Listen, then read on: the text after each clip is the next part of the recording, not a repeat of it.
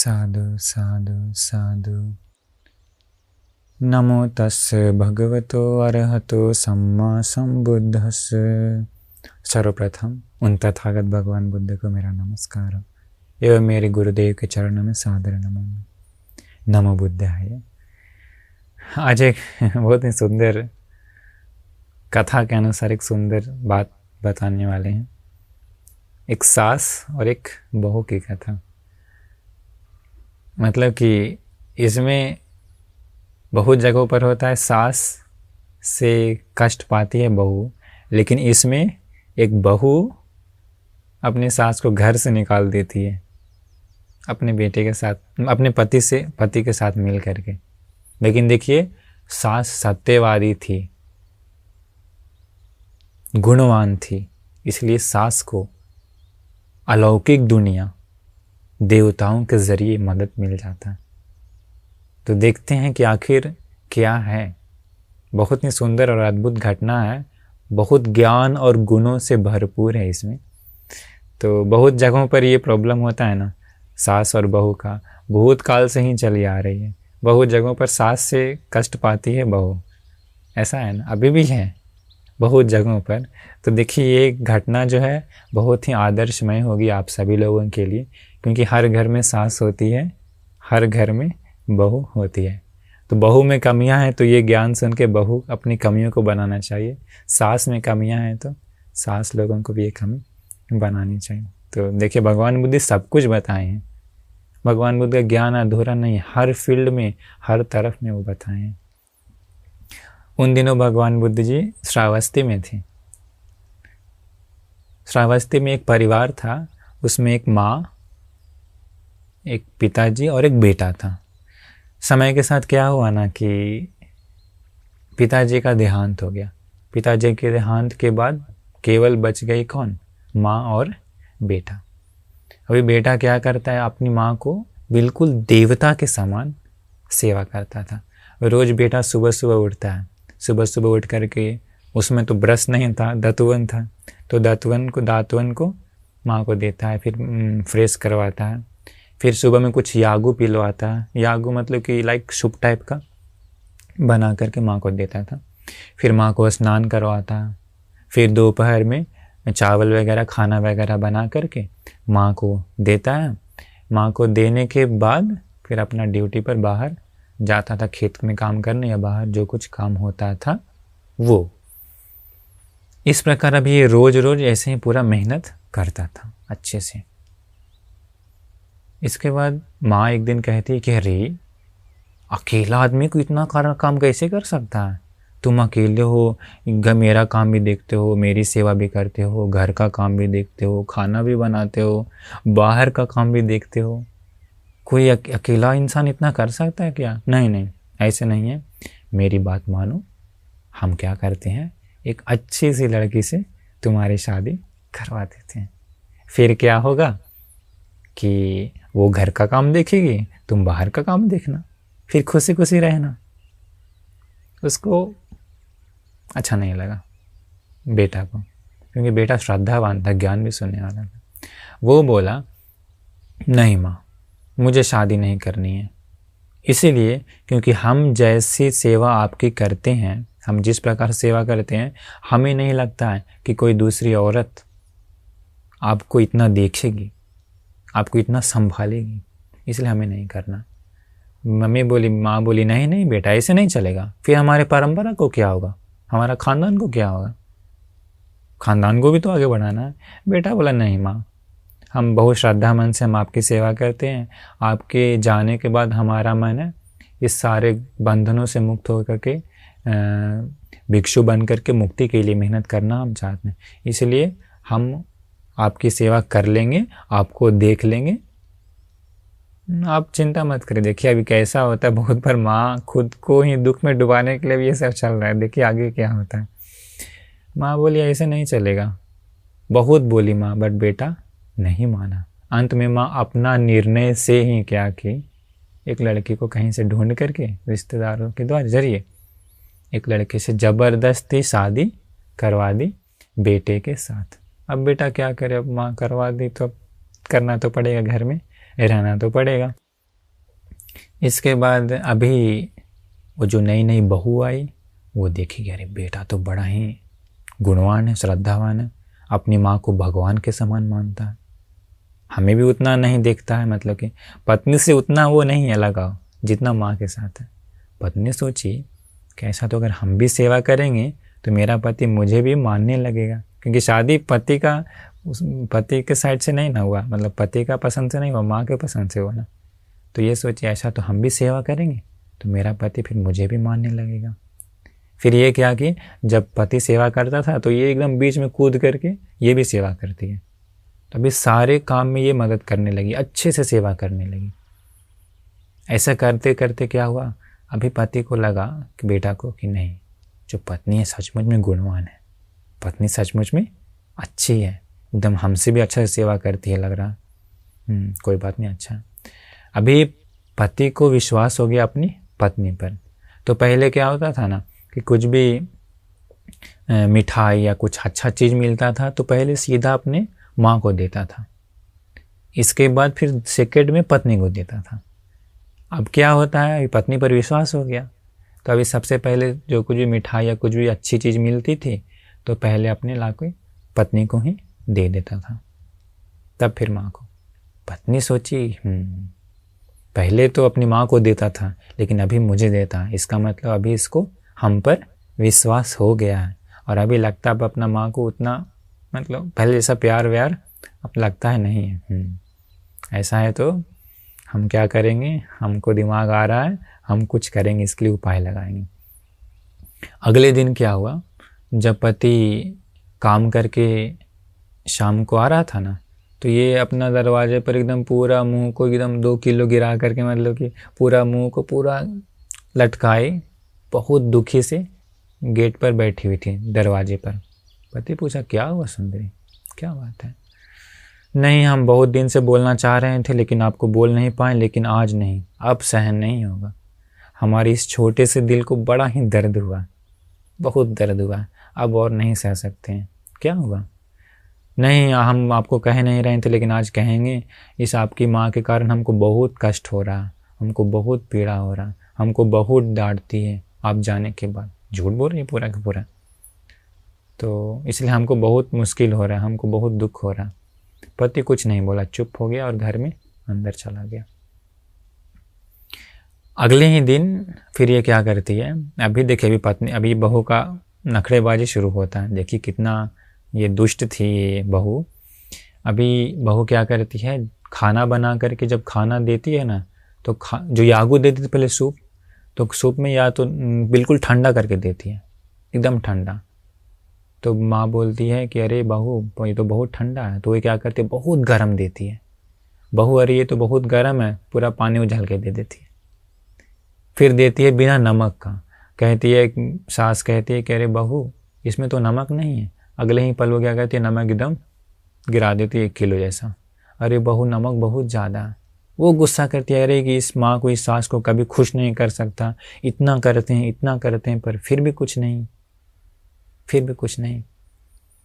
फिर क्या होता है, जब खाना बना के देती है ना, तो खाना एकदम गरम गरम देती है। अरे बहू खाना तो बहुत गर्म है, कैसे खाएंगे? अगले ही पल बिल्कुल ठंडा करके देती है। नमक कम देती है या नमक ज़्यादा देती है? अब ये लड़वाने के लिए ऐसा कर रही है। फिर जब स्नान का टाइम आता था, तो स्नान के टाइम क्या करती है ये, अभी बूढ़ा बुजुर्ग होने के बाद शरीर कमज़ोर हो जाता है ना, तो हल्का गर्म पानी से नहाना पड़ता है। ये क्या करती है, शरीर पर एकदम ठंडा पानी उछाल देती है। बहू बहुत ठंडा है, वो क्या करती है, पूरा खौला के लाती है और गिरा देती है। बहू ये बहुत गर्म है। अभी वो गुस्सा करती है कि अरे कैसी सास है ये, कभी खुश नहीं कर सकता, इतना सेवा पर फिर भी कुछ नहीं। ऐसा हुआ। इसके बाद एक दिन क्या हुआ कि सास जो थी, जो माँ जो थी, उसका जो बेड था ना, तो जो क्या बोलते हैं, गद्दा जो है, गद्दे में बहुत वो आ गए, क्या बोलते हैं उसको, खटमल, जो काटते हैं खटमल, वो आ गए बहुत सारे। ये बहू को कहती है कि अरे बहू देखो ना, लगता है इसमें बहुत सारा खटमल है, अरे इसको थोड़ा सा हटा दोगी तो अच्छा रहेगा, नींद नहीं आती है रात में। तो बहू बोली ठीक है। अभी वो क्या किया, उसके बेड को, जो गद्दा था ना, पूरा गद्दा सबको बाहर ले गई, उसके सामने ही, माँ के सामने ही, सास के सामने में। अपनी गद्दी को भी वो बाहर ले गई, जो खुद सोती थी वो अपनी गद्दी को अच्छे से धूप में डाल के खूब झाड़ झाड़ के पूरा पीट पीट के पूरा सब वो क्लियर कर दी खटमल को। माँ वाला जो था ना, सास वाला, कुछ नहीं कि वैसे के वैसे बाहर रखा हुआ था, धूप में भी नहीं डाली, और रात में फिर से ला के रख दी। हाँ लीजिए, पूरा साफ कर दी। लेकिन खटमल तो गया नहीं था। रात में सांस लेटती है बट नींद नहीं आता, खूब खटमल काटता है। वो रात बैठे बैठे गुजार देती है। अगले दिन सुबह कहती है कि अरे बहू देखो ना, लगता है खटमल गया नहीं, हम रात भर बैठे थे, नींद नहीं आया, बहुत काट रहा था। वो बहू बोलती कि अरे माँ जी, हम आपके सामने ही ना कल ले गए थे, देखे नहीं थे। हाँ बहू, लेकिन लगता है गया नहीं। कितना मतलब दुष्ट है, देखिए कितनी मायावनी होती है कभी कभी। धर्म नहीं है तो ज्ञान नहीं है तो। आगे क्या हुआ, अब ये रुकी नहीं और अपना षड्यंत्र रचती है ये बहू। अगले ही दिन फिर और क्या हुआ, एक दिन उस समय माँ बुजुर्ग थी तो उसको थूक वगैरह फेंकने के लिए एक छोटा सा बर्तन उस समय रखा जाता था पुराने समय में। वो क्या कि पूरा थूक वाला जो बर्तन था वो पूरा अपने पैर से गिरा के पूरा घर को गंदा कर देती है। पूरा हल्ला करने लगी कि अरे इस पूरा घर को टॉयलेट क्यों बना रखी हो, जगह जगह इतना गंदा क्यों कर दी हो, अरे ये कैसी औरत है, कितना भी सेवा करो नहीं रहती है, नहीं खुश होती है। पूरा गुस्सा हो गई। पति आया, पति आते के साथ पति को बोला बस बहुत हो गया, या तो इस घर में आप अपनी माँ को रखिए या हमें रखिए, अब बर्दाश्त नहीं होगा। पूरा गुस्सा में बोली, पूरा गुस्सा में। पति बोला ठीक है, तुम तो अभी जवान हो ना, तुमको तो कहीं भी रह सकता है, तुम ही घर से निकल जाओ। अभी वो सोची थी कि माँ को निकाल देगा। बेटा बोला तुम जवान हो, पति बोला तुम कहीं भी रह सकती हो, माँ बुजुर्ग है, वो कहीं भी नहीं जा सकती है, हम ही केवल सहारा है, इसलिए हम माँ को रखेंगे। हमको अकेले देख सकते हैं, हम पहले जैसा हम सेवा कर सकते हैं, हमको कोई मुश्किल नहीं है, हमें पुण्य भी मिलता है, तुम जाओ। वो डर गई कि अरे इसका मतलब इस मेरे पति का दिल को चुगली करके वो भेद उत्पन्न करना मुश्किल है, अच्छा बंधन है, अच्छा लगा है। वो सोचती है कि अगर हम चल जाएंगे तो लोग हमको विधवा मानेगा, फिर हमको लोग निंदा करेगा। फिर सुधर गई। अगले ही दिन से पुराना पत बहू बन गई, पूरा सेवा करने लगी, पूरा सेवा करने लगी। अभी आगे आएगा निकलने वाला भी, देखिए ना। इसके बाद अगले ही दिन इसका जो बेटा था, पति जो था, भगवान बुद्ध से मिलने गया, वंदन किया। भगवान बुद्ध पूछे कि उपासक क्या बात है, अच्छे से हो ना, अपनी माँ को सेवा करते हो ना। बताए जी भगवान, सेवा तो करते हैं, लेकिन हमारी माँ ने ज़बरदस्ती हमारी शादी करवा दी। बहू आई, पत्नी आई, शुरू शुरू में तो बहुत अच्छी थी, नाटक दिखाई अच्छी, बड़ा ही दुष्ट निकली, हमारी माँ को बहुत कष्ट दिया। लेकिन भगवान हमने अंत में बोला जाओ तुम ही निकल जाओ। ऐसा बोलने पर वो सुधर गई, अभी ठीक है। भगवान बुद्ध बोले उपासक, इस जन्म में तो तुम अपनी माँ को बचा लिए, माँ को घर से नहीं निकाले, लेकिन उपासक पिछले जन्म में तुमने अपने माँ को निकाल दिया था घर से। सच में भगवान, मैंने माँ को निकाल दिया? भगवान वो क्या कथा थी? तब भगवान बुद्ध भी पास्ट लाइफ के बारे में बताते हैं। भगवान बुद्ध जी कहते हैं कि बहुत पहले वाराणसी में वैसे ही एक पति पत्नी और एक बेटा, मतलब एक माँ पिताजी और उसका एक बेटा था, बिल्कुल यही लोग था, मतलब यही लोग का जन्म बताते हैं। भगवान बुद्ध जी कहते हैं कि समय के साथ फिर क्या होता है, उसका पिताजी मर जाता है, फिर माँ और बेटा बच जाता है। बेटा वैसे ही माँ को पूरा ख्याल करता है जैसे इस जन्म में किया था, पूरा सेवा करता है। माँ वैसे ही फिर क्या करती है, ज़बरदस्ती एक लड़की से शादी करवा देता है। शुरू शुरू में वो बहू भी अच्छी होती है, लेकिन आगे जा कर के बहू पूरा प्लान बनाई, जैसे इस जन्म में ये की थी ना, वैसे ही उस समय भी पूरा वही काम की। अंत में पति को बोलती है या तो मुझे रखिए या अपनी माँ को रखिए। पति का मन बंधित हो गया था पत्नी के पर।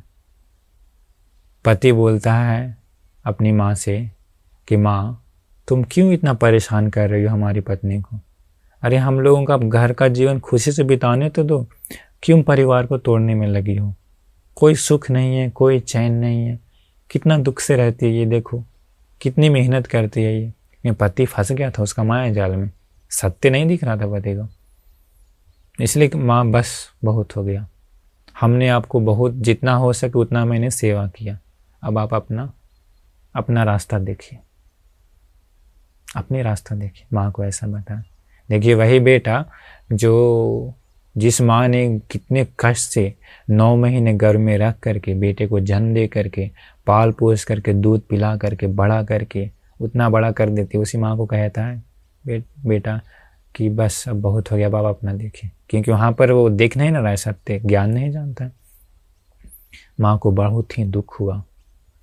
माँ क्या करती है, एक पोटरी में अपना थोड़ा सा कपड़ा बांध करके घर से निकल जाती है। तो ये भी पति पत्नी पूरा खुश, वो बहू तो पूरा खुश, अब तो सास निकल गई।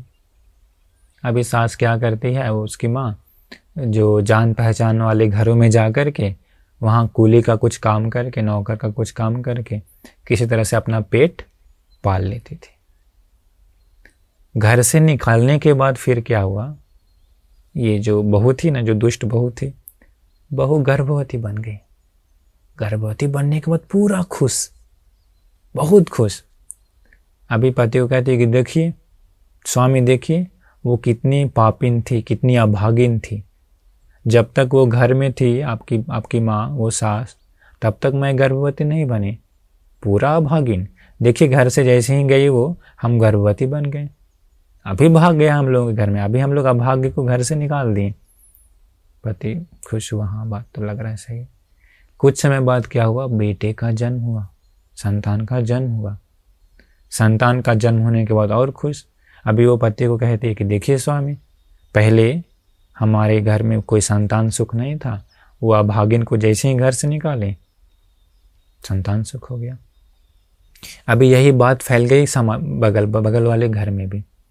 अभी बगल के घर वाले लोग उसकी सास को, अर्थात जो घर से निकाली गई ना, उसको कात्यायनी नाम था, कहता है लोग उसको कि कात्यायनी देखो ना, ऐसा ऐसा बात फैल रहा है समाज में कि तुमको घर से निकाला ना, तो घर से निकालने के बाद वो गर्भवती भी हो गई, बच्चे का भी जन्म हुआ, तुमको अभागिन कह रही है।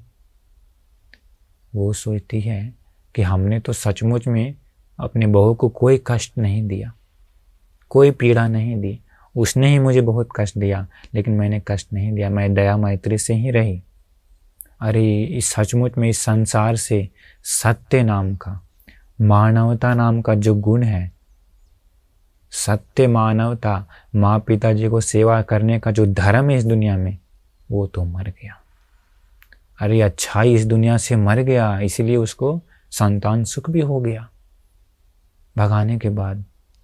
ऐसा है तो इस संसार में माँ पिता को सेवा करने का जो धर्म है वो मर गया है, उसी मरे हुए धर्म के लिए हम दान देंगे।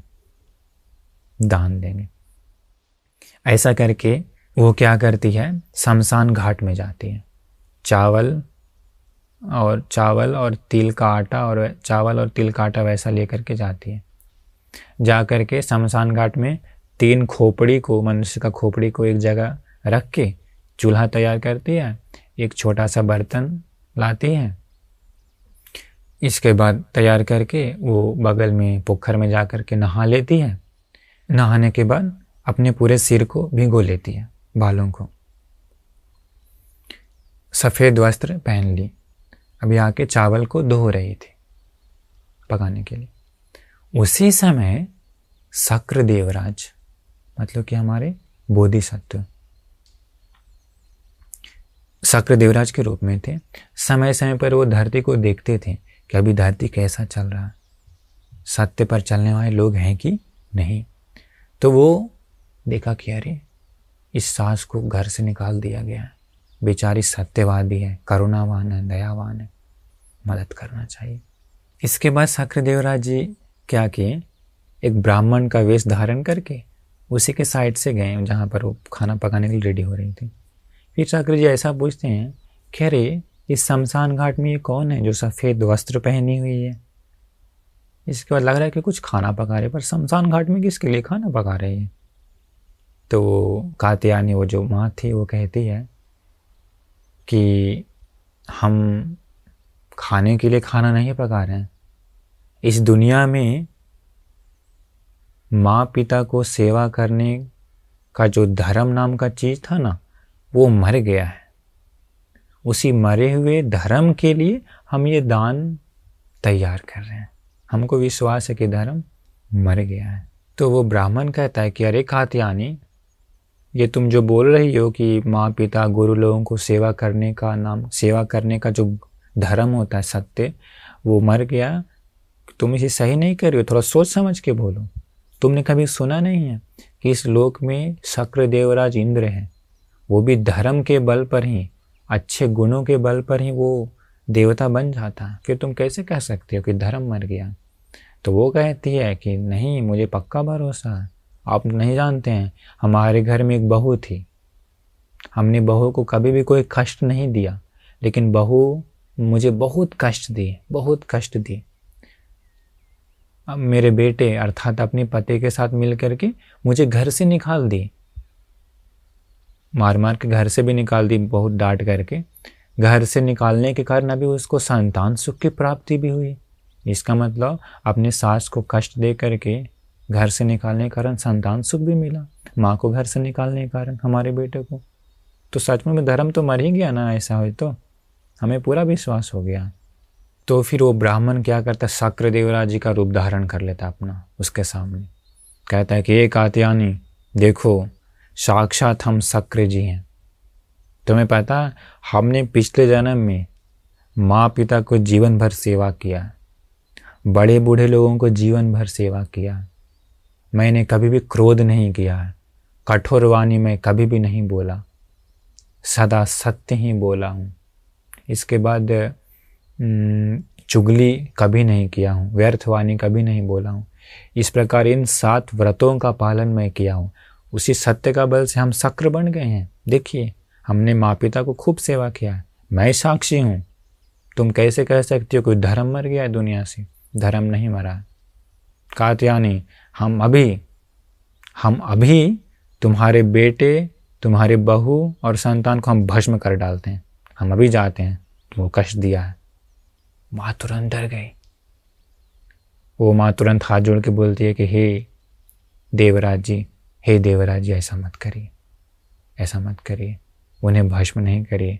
अरे हम तो बस केवल इतना ही चाहते थे कि हम भी अपने बहू और अपने बेटे और अपना जो पोता, वो सबके साथ खुशी से रहना चाहते थे। हम तो केवल इतना ही चाहते हैं, हम उन लोगों को मारना नहीं चाहते।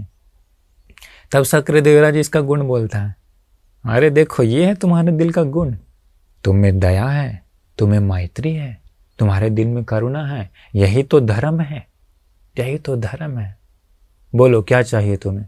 वो कहती, मुझे कुछ नहीं, बस केवल हम अपना बहू, बेटे और पोते के साथ खुशी से रहना चाहते, बस हमें इतना मिल जाएगा तो काफ़ी। तो कहते ठीक है, तुम डरो मत, कुछ ही पलों के बाद देखो तुम्हारा बेटा तुम्हें ढूंढते आएगा हमारे पावर से। इसका शक्र जी ऐसा कुछ काम किया कि उसका बेटा और बहू दोनों को माँ खूब याद आने लगी, बहुत ज़्यादा। नहीं रह पाया, घर से बाहर निकल गया वो लोग, पोता को लेकर के, छोटा सा बेटा को लेकर के। अभी पूछ रहा है, कहाँ है हमारी माँ, कहाँ है हमारी सास, कहाँ है? खोजते खोजते शमशान घाट में आया। दोनों दूर से ही रोते रोते माँ के चरणों में गिर पड़ा, बोला क्षमा कीजिए माँ, क्षमा कीजिए, चलिए घर लेकर के गया। इसके बाद वो सब लोग खुशी से जीवन बिताए। तो देखिए, अभी बताएं सास और बहू के बारे में। तो इसमें तो ऐसे बच गए वो शक्र देवराज जी कारण। भगवान बुद्ध जी कहते हैं कि जो अभी सास है वही पहले भी थी, जो भी बेटा वो भी पहले थी, जो भी बहू है वो भी पहले वही थी, सब वही था। जन्म जन्म में कितना कनेक्शन साथ में आता है ना।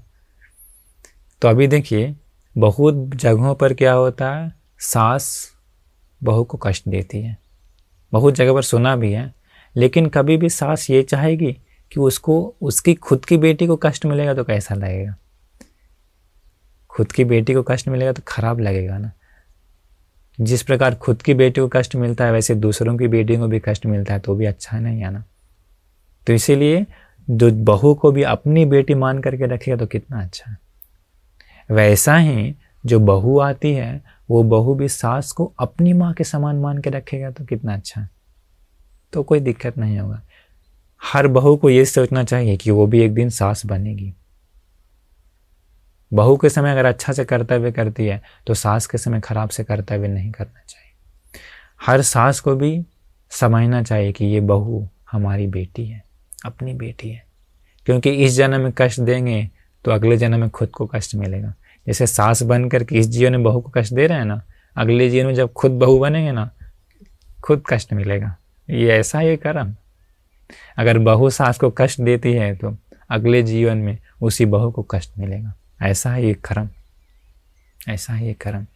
लेकिन अगर सास भी भगवान बुद्ध के रास्ता पर चलने वाली है तो, शीलों का पालन करने वाली है तो, मैत्री साधना करने वाली है तो, दान देने वाली है तो, बहू भी शीलवान है तो, श्रद्धावान है तो, ज्ञान सुनने वाली है तो, दया करुणा मैत्री से युक्त है, दोनों में कोई दिक्कत नहीं होगा।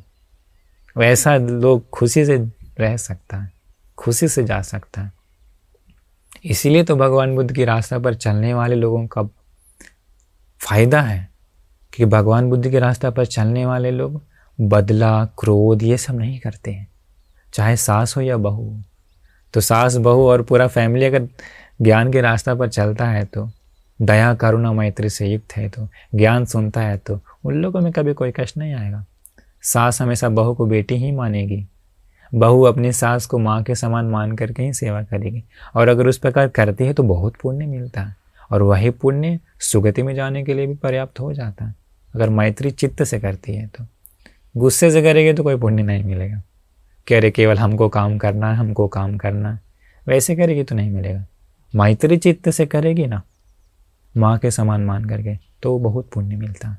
तो अभी ये हम घटना बताएं, ये सुंदर जातक कथा में था। ये जातक कथा का नाम था कच्चानी जातक। तो इसी घटना को स्मरण में रख करके आप भी अगर सास हैं तो बहू को कष्ट मत दीजिए, मैत्री चित्त से रहिए, अपनी बेटी के समान मान करके रहिए। अगर आप बहू हैं तो सास को कष्ट मत दीजिए, अपनी माँ के समान मान करके रखिए, क्योंकि याद रखिए जो बोते हैं वही मिल जाता है, जो बो दिए वो नहीं मिलेगा, ये संभव ही नहीं है। कर्म का फल डिलीट नहीं होता, पक्का फल मिलेगा और बाद में खुद को कष्ट मिलेगा। मुझे याद एक घटना में, गया की घटना है। भगवान बुद्ध के समय एक मालकिन थी और एक नौकरानी थी। तो जो मालकिनी है नौकरानी को बहुत कष्ट देती थी, खूब मार मार के खूब काम करवाती थी, बहुत ज़्यादा, बहुत मारती थी। और पता कैसे, जो बाल था ना दासी का बाल को खींच खींच के मारती थी हमेशा, बहुत कष्ट होता था। एक दिन वो दासी ने सोचा कि अरे मेरी मालकिनी बाल को खींच खींच के मारती है, पकड़ के बाल बहुत दर्द देता। एक दिन क्या कि बाहर गई और पूरा बाल को ही काट ली। अब घर आई, बाल सुंदरता है स्त्रियों का, लेकिन क्या करे, उसको दर्द होता था, वो काट ली।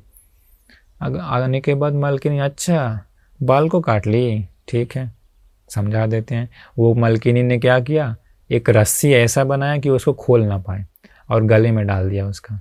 अभी रस्सी से खींच खींच करके मारती थी, इसलिए उसका नाम रज्जू माला पड़ जाता।